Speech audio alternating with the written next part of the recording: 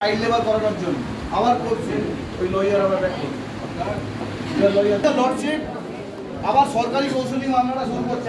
Please your lordship if I have your permission, আমি কয়েকটা সাক্ষ্য প্রমাণ করাতে চাই। মানে I want to examine in chief the following witnesses.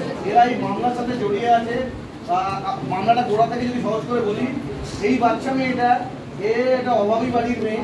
এর মা স্টেশনে আর অন্যান্য প্রান্তে চা বিক্রি করে তাদের সংসার চলে।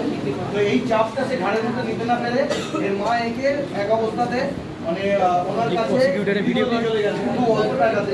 টাকাটা বড় ব্যাপার না, তাকে জানাইনি হচ্ছে কিছু জানতেও পারে। এবার তারপরে দিনের পর দিন তারা এই বাচ্চাটাকে অবস্থা থেকে পরিশ্রম করিয়েছে।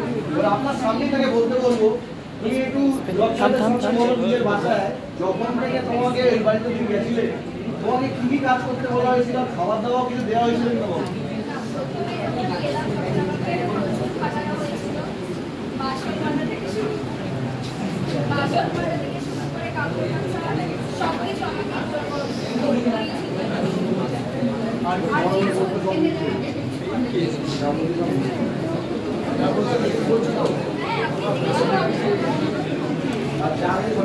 আচ্ছা, ওখানে কিন্তু যে বাড়িতে তাকে খাটিয়েছে সেই কথাগুলো কিন্তু সে মানতে রাজি নয়।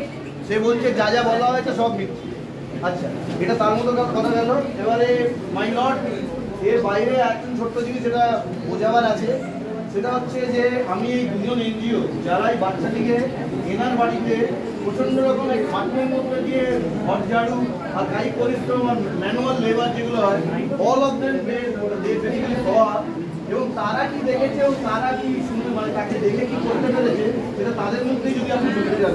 both of you can tell the honorable judge that what in what state you have found this girl, কি অবস্থায় তাকে পেয়েছে আপনি?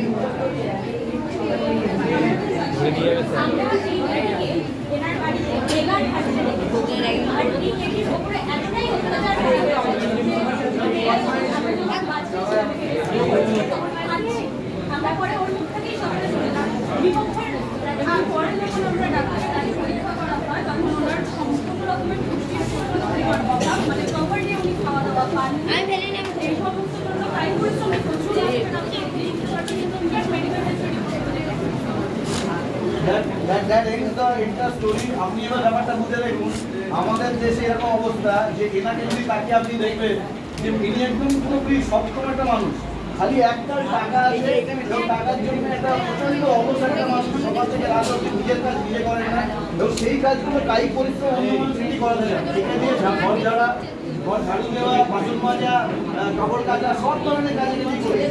এবং আপনারা অলরেডি এই এনজিও এনাদের বুদ্ধি শুনতে পেলেন যে কিরকম হালে ওকে পেয়েছে এবং তাদের কোনোরকম খাবার কিন্তু এরকম অমানবিক কষ্ট দিয়েছে যাতে এরা উদ্ধার করে পুলিশের কাছে আনতে।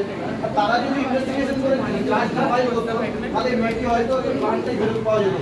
সেটা ভেবে নিয়ে আমাদের দেশে child labour রিসপন্সিবল offence in the country, সেটাকে সামনে রেখে মেয়েটি এখন বয়স 12 থেকে 14, এইগুলো জিনিসটা জেনে এনার আপনি সবার থেকে ভবিষ্যতে কোনো মানুষ টাকা দিয়ে সাধারণ মানুষকে এভাবে গাড়ি পরিচালনা করে। I rate my case my lord. পক্ষে শোনা গেল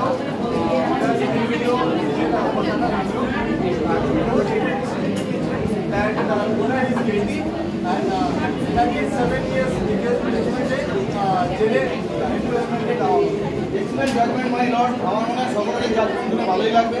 7 বছরের সশ্রম কারাদণ্ড দেওয়া হলো on the part of the জাজ। ঠিক আছে, এখানে এই নাটকটাও শেষ হলো। ভালো লেগেছে তোমাদের?